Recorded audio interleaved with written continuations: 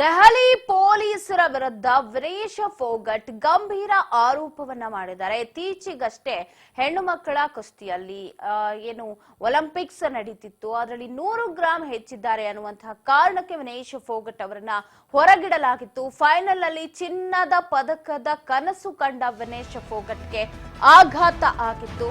So ಇದೀಗ ದೆಹಲಿ ಪೊಲೀಸರ ವಿರುದ್ಧ ವಿನೇಶ್ ಫೋಗಟ್ ಗಂಭೀರವಾದ ಆರೋಪವನ್ನ ಮಾಡಿದ್ದಾರೆ.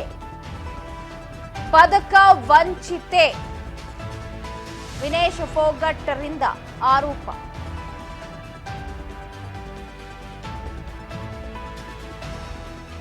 ಪದಕ ವಂಚಿತೆ ವಿನೇಶ್ ಫೋಗಟ್ ಅವರು ಆರೋಪವನ್ನ ಮಾಡಿದ್ದಾರೆ.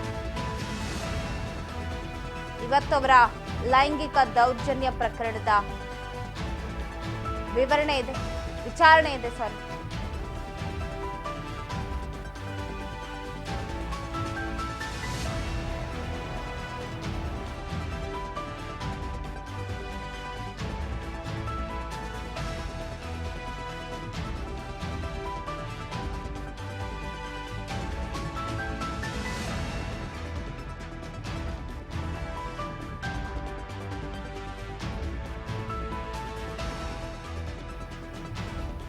ದೆಹಲಿ ಪೊಲೀಸರ ವಿರುದ್ಧ ವಿನೇಶ್ ಗಂಭೀರ ಆರೋಪವನ್ನ ಮಾಡಿದ್ದಾರೆ.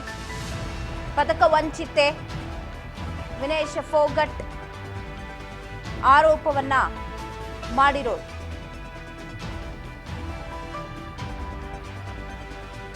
ಜಡ್ಜ್ ಮುಂದೆ ನಿಂತು ಸಾಕ್ಷಿ ಹೇಳ್ತಾರೆ ಇವತ್ತು ಫೋಗಟ್ ಲೈಂಗಿಕ ದೌರ್ಜನ್ಯ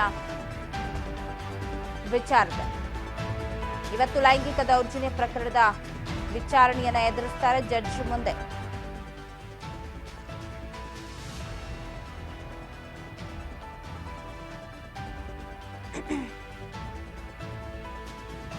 ಜಡ್ಜ್ ಮುಂದೆ ಏನ್ ಹೇಳ್ತಾರೆ ಸಾಕ್ಷಿ, ಹಾಗಾದ್ರೆ ಅದ್ರ ಮೇಲೆ ಸಾಕಷ್ಟು ಬೆಳವಣಿಗೆ ಅಂತೂ ಆಗುತ್ತೆ. ಇದು ಲೈಂಗಿಕ ದೌರ್ಜನ್ಯ ಪ್ರಕರಣದ ವಿಚಾರಣೆಯನ್ನ ಎದುರಿಸ್ತಾರೆ. ಅಲ್ಲಿ ಪೊಲೀಸರ ವಿರುದ್ಧ ಮಾಡಿದಂತ ಗಂಭೀರ ಆರೋಪ ಲೈಂಗಿಕ ದೌರ್ಜನ್ಯದ ಆರೋಪ ಅನ್ನಿತ್ತು. ಕುಸ್ತಿ ಒಕ್ಕೂಟದ ಮಾಜಿ ಮುಖ್ಯಸ್ಥ ಬ್ರಜಭೂಷಣ್ ಸಿಂಗ್ ವಿರುದ್ಧ ದೂರನ್ನ ದಾಖಲಿಸಿದ್ರು. ಸಾಕಷ್ಟು ಗದ್ದಲಕ್ಕೂ ಕೂಡ ಅದು ಕಾರಣ ಆಗಿತ್ತು. ದೆಹಲಿಯಲ್ಲಿ ದೊಡ್ಡ ಮಟ್ಟದ ಹೋರಾಟನೇ ನಡೆದಿತ್ತು. ಬೀದಿಯಲ್ಲಿ ನೂರಾರು ಜನ ಫೋಗಟ್ ಪರವಾಗಿ ಇದ್ರು. ಸೊ ಆ ಒಂದು ವಿಚಾರಣೆ ಏನಿದೆ ಇವತ್ತು ಜಡ್ಜ್ ಮುಂದೆ ಅವರು ತಿಳಿಸ್ಬೇಕಾಗತ್ತೆ.